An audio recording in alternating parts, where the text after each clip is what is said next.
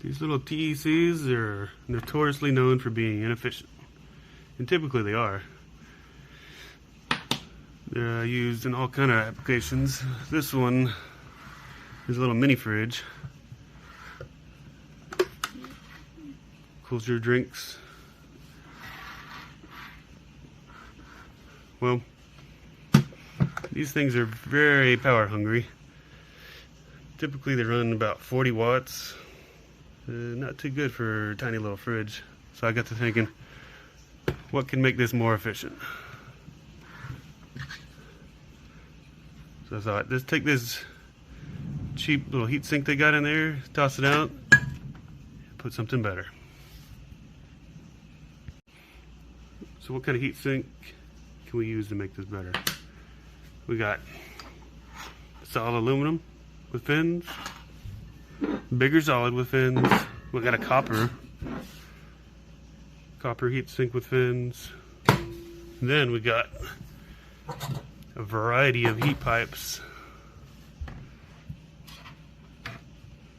All right.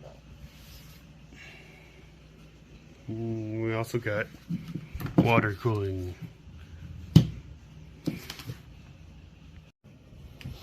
So I was able to run this thing off of 5 volts, 1.6 amps, and get down to 42F with the ambient temperature of around 72 degrees, which is pretty close to a stock unit. So before I show you how I modified this, we're going to take a stock cooler and compare it to my modified. Let's find out how they compare.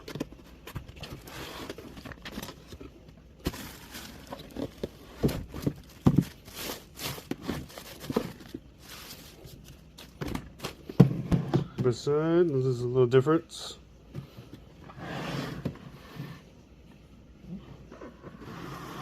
It's a little smaller, more compact. It's nice.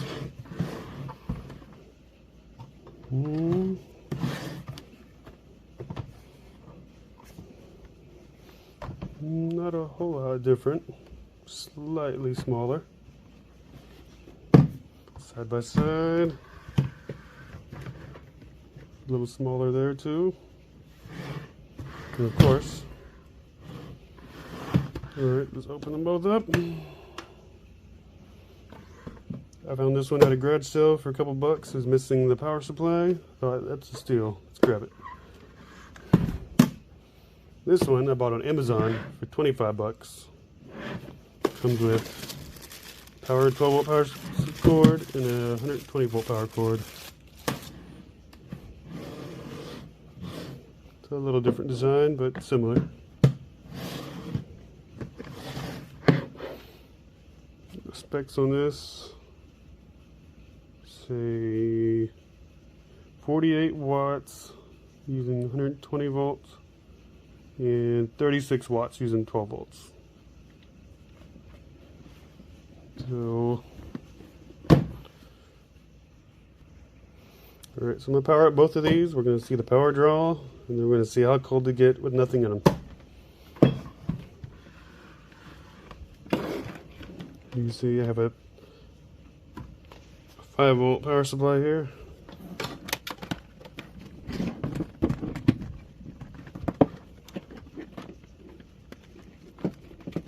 Use extension cord so you can see the power meter.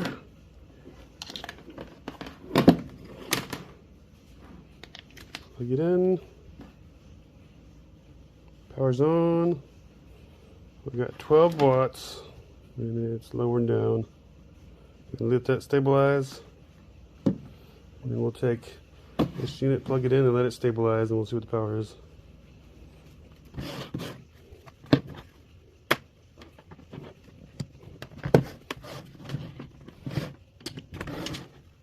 Okay. Cool. It's a bit noisy.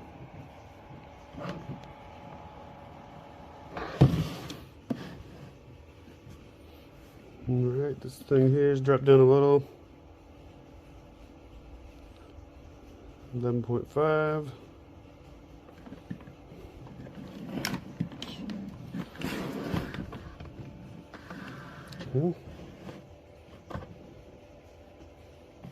Off the bat I can tell this one is a lot louder than this one. And you can feel the air coming off of it. This one, I have a 12-volt fan blowing the air and super quiet. You can feel the air, but there's not a lot.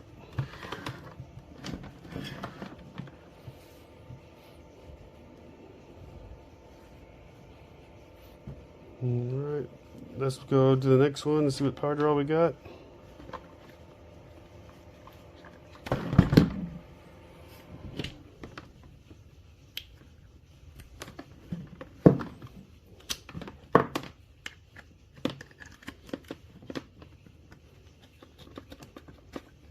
Okay.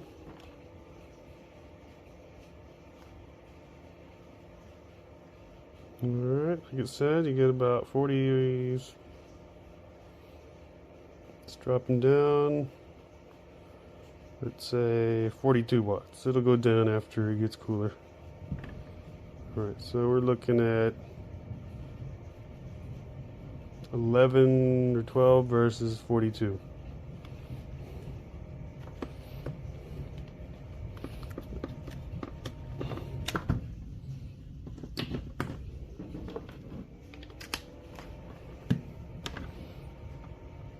Alright, we'll plug this one back in. Okay. Come back 10 minutes and see what the temperatures are. Alright, so it's been a little over 10 minutes. Power consumption has dropped a little bit here. I'm sure the same has happened for this one. So we'll read the temperature with the little infrared gun here. As you can see, it says 80 in here. This meter isn't calibrated, so it's probably about 75 degrees in here. We got in there, and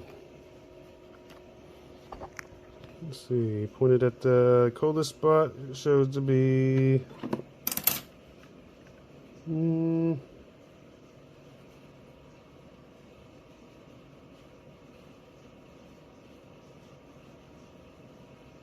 35, 32. Okay, coldest is 32. Alright, this one. Put it in there. Coldest spot we got.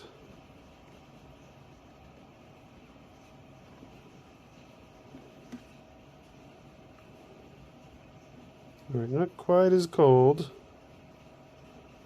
Got 48, but I think once we put a load on it, this one is going to outperform this one over here.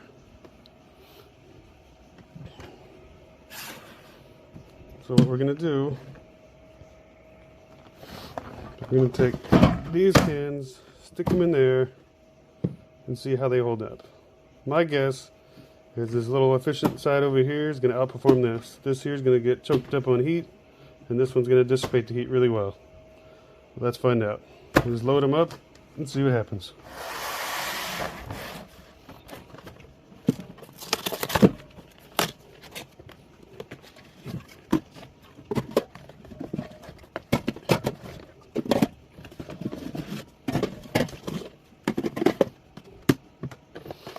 These little infrared guns don't always.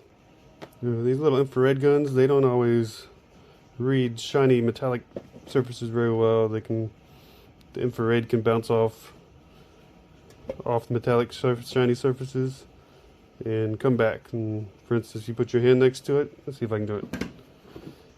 Put this next to it here. It says 80 degrees. Yeah, it probably works better when it's cold, but sometimes your hand can reflect the infrared off of it, hit the shiny surface, and bounce back. So I'm going to take a little bit of this duct tape that has a non-reflective surface, put it on a couple of these so we have something to read later.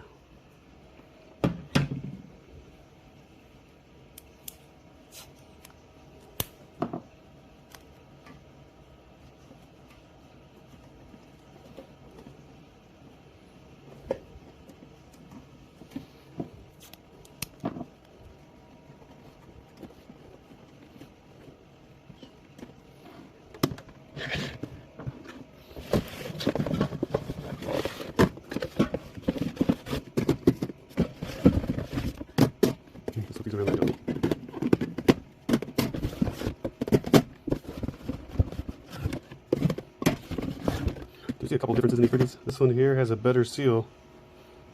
Feels like maybe silicone or something, and it has a little ridge that pops inside of there. Whereas this other fridge here just has this foam. If you look to the side, it has a lot of air gaps. Not very good. So that's a good improvement on this one. Although the walls are a little thinner. Maybe they have a better insulation in there.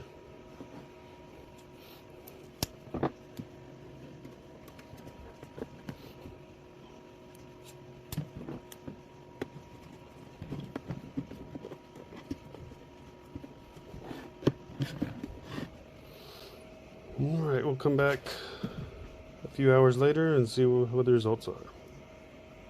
And then after that, let it sit overnight and see what the stable lowest temperature is. Alright, it's 3 hours now.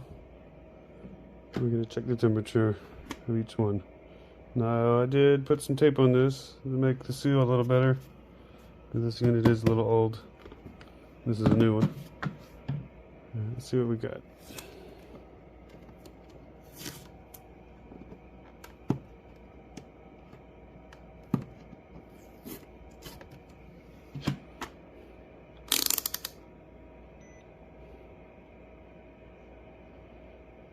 Okay.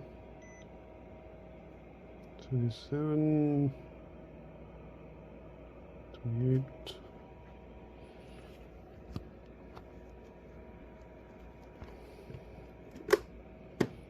Okay, in the can, we got about 70, 71. In the back, 49. Okay, this unit, about 70, 72. Looks about even at the moment. In the back, does it get a little colder instead of 39? Just by the touch to see what they feel like.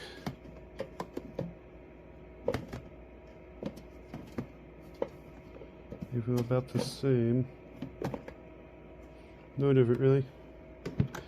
Okay, next update will be overnight. See how cold these things will go.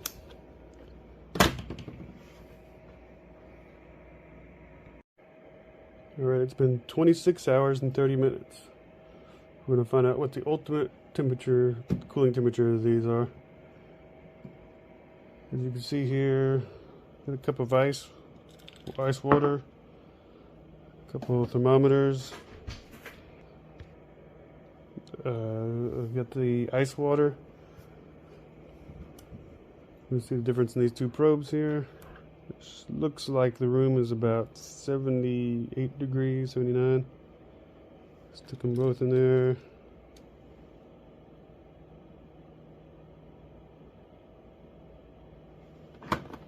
Okay.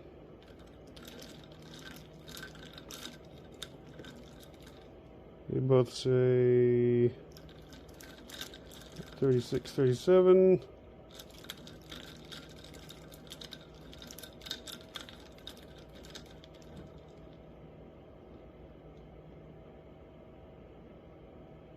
Couple of degrees difference. Alright, now we'll pull a soda out of each of these and do the same test.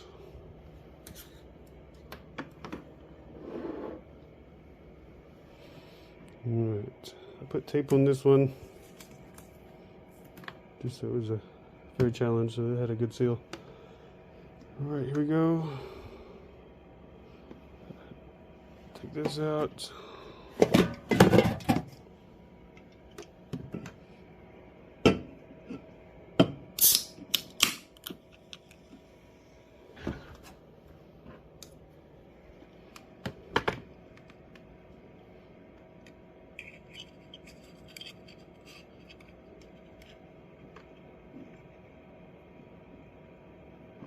Alright, we're looking about 52, 53 degrees.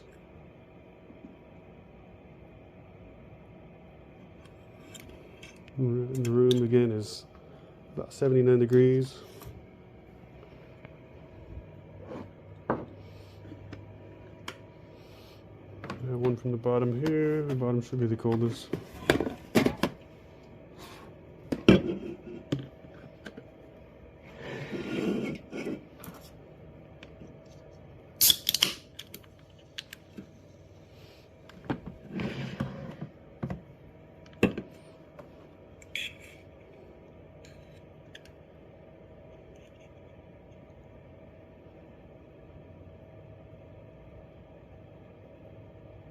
It's about the same temperature.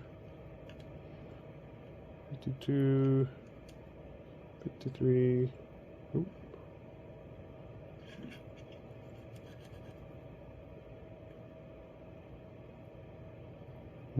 About 52 degrees, just slightly cooler, maybe a degree.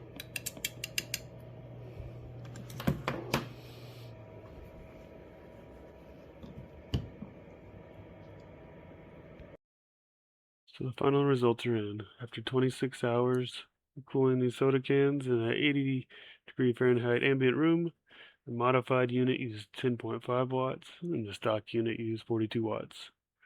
Both cooled the drinks to about the same temperature, 52F, but the modified unit only used about 25% of the power. In the next video, I'll show you how to modify the stock unit to be just like the refrigerator in this video. And then after that, I'll do a few other videos, possibly infrared testing, testing heat sinks, showing which type of heat sink is best for these TECs.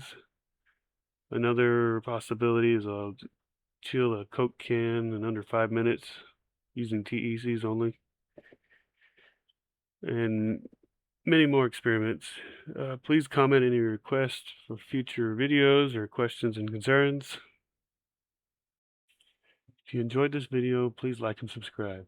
I'm pushing to get 500 followers to activate Amazon links for specialty items used in this video. These links will help the channel grow and provide viewers like you with optimal parts for builds and experiments.